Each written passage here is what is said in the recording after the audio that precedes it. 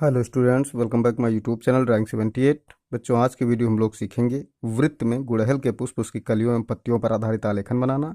आलेखन में हम लोग तोता पक्षी की अलंकारिक आकृति को भी समायोजित करेंगे। तो आइए शुरू करते हैं। देखिए, शुरुआत हम तोते से ही कर रहे हैं। सबसे पहले तो इसका सिर बनाएंगे।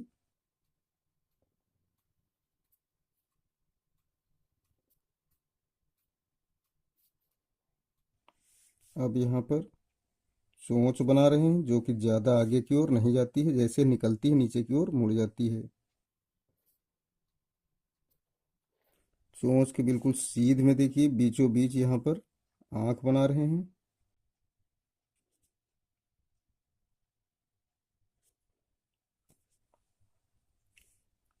अब देखिए यहाँ पर इसका पंख बनाते हैं, जो कि आगे की ओर चौड़ा और पीछे की ओर संकरा होगा। यहाँ से देखिए पेट वाला हिस्सा,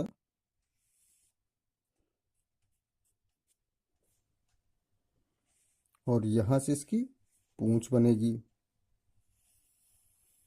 जो कि पर्याप्त लंबी होती है। इस प्रकार देखिए पूंछ ऊपर चौड़ी, जैसे जैसे नीचे की ओर आती है वैसे वैसे सकरी होती जाती है। तो अब आइए टहनी बनाते हैं, जिसमें कि पुष्प लगाएंगे। टहनी की मोटाई आर पार बराबर होनी चाहिए, यानी कहीं पर कम और कहीं ज़्यादा मोटी नहीं होनी चाहिए। अब देखिए, पुष्प बनाने के लिए हम एक दीर्घ वृत्ताकार गोला बनाएंगे, जो कि इधर इधर को ज़्यादा लंबा होगा।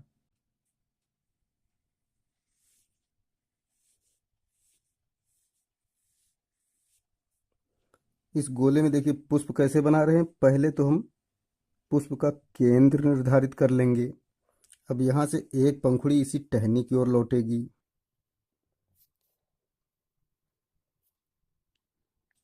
एक पंखुड़ी इस साइड को चली आएगी। एक पंखुड़ी इधर जाएगी। शेष जगह में दो पंखुड़ियाँ। उससे पहले देखिए गुड़हल में ये बीच वाली छड़ बनाएंगे हम।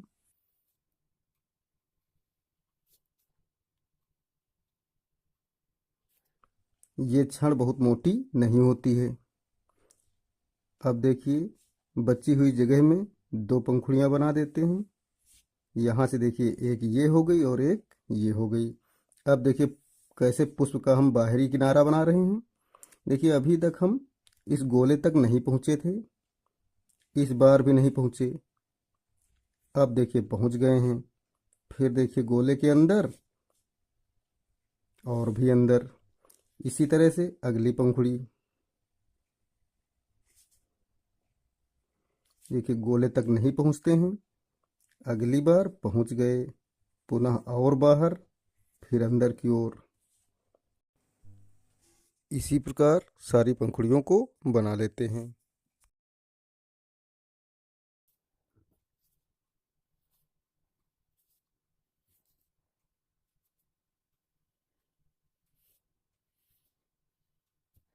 इस प्रकार देखिए गुड़हल का पुष्प बन गया। जो पहले हमने गोला बनाया था उसको इरेज कर देते हैं।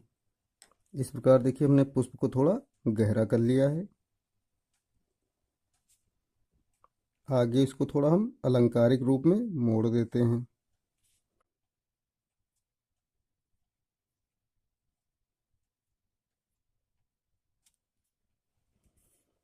यहाँ पर देखिए तोते के पैर बना देते हैं, जो कि ऊपर की ओर चौड़े और आगे की ओर पतले हैं।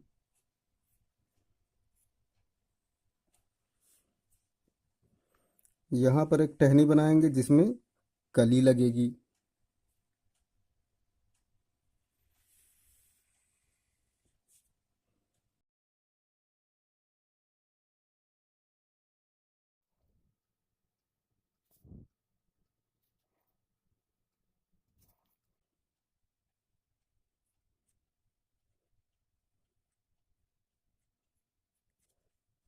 देखिए इस टहनी में कैसे कली लगी हुई है। पहले तो कली के वाहिदल बना लेते हैं, जो कि तीन दिखाई दे रहे हैं, बाकी पीछे की ओर है नहीं दिख रहे हैं। ये देखिए आगे की ओर ये चौड़े होते हैं, जैसे जैसे बाहर की ओर जाते हैं वैसे वैसे नुकीले होते जाते हैं। अब देखिए ये बाहर की ओर जब फटते हैं तो पुनः निकलते हैं हरे रंग के।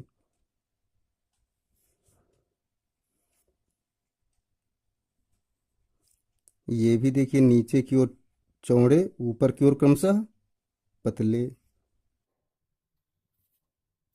ये संख्या में 5 हैं, 3 तो दिख रहे हैं, 2 पीछे की ओर हैं, नहीं दिखाई दे रहे हैं। अब देखिए यहाँ पर पंखुड़ियाँ दिख रही हैं। ये भी 3 तो दिखाई दे रही हैं, बाकी 2 पीछे की ओर हैं जो कि नहीं दिख रही हैं। इस प्रकार कली बन गई। अब देखिए इसकी पत्तियां बनाएंगे हम। एक पत्ती तो यहाँ बना रहे हैं।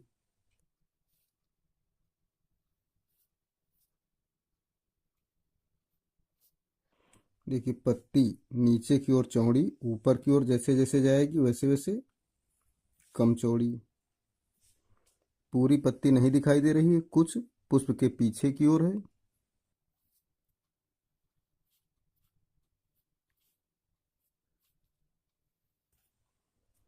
इसकी पत्ती का किनारा कटीला होता है, तो बहुत ज्यादा नहीं, लेकिन 2-3 की संख्या में हम कांटे बना देते हैं।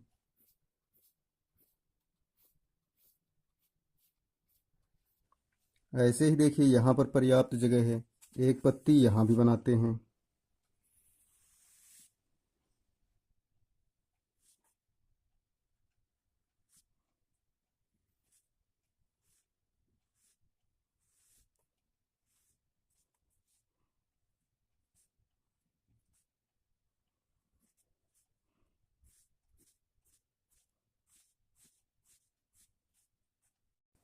ऐसी ही एक पत्ती यहाँ पर भी बना लेते हैं।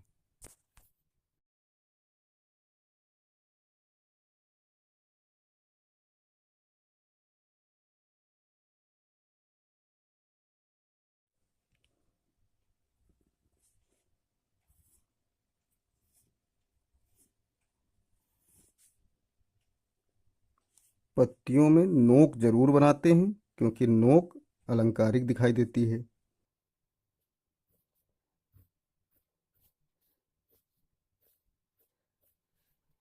इस प्रकार देखिए आलेखन में एक पुष्प, एक कली और 3 पत्तियां बन गई हैं।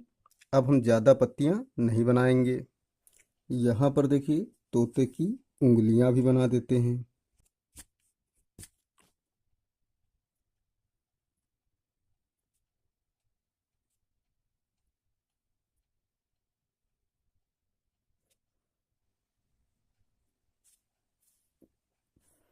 अब देखिए इन खाली जगहों को हम कैसे भर रहे हैं। इसके लिए कुछ अलंकारिक आकृतियां होती हैं जिनको बना देने पर आलेखन हमारा अच्छा लगने लगता है और भरा भरा सा भी मालूम लगने लगता है।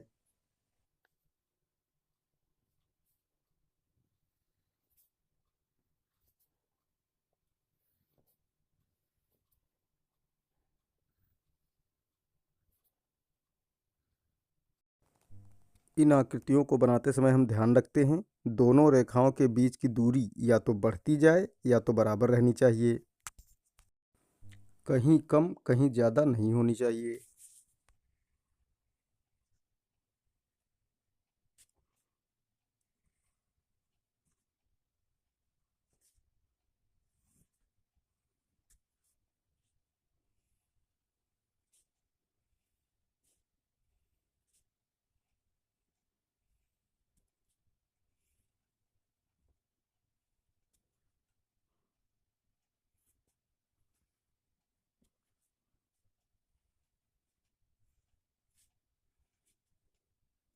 तो इस प्रकार देखिए बच्चों, वृत्त में गुड़हल के पुष्प, उसकी कलियों एवं पत्तियों पर आधारित आलेखन बनकर तैयार हो गया है।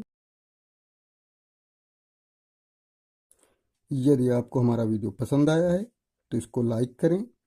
चैनल को यदि आपने अब तक सब्सक्राइब नहीं किया है तो सब्सक्राइब कर लें और अपने मित्रों में वीडियो को शेयर भी अवश्य करें। देखिए बच्चों, गुड़हल के आलेखन को कलर करने का एक वीडियो मैं पहले ही बना चुका हूँ, उसका लिंक मैं डिस्क्रिप्शन में दे दूँगा। यदि आप चाहें तो उसको देखकर गुड़हल के आलेखन को कलर करने का एक अच्छा तरीका सीख सकते हैं।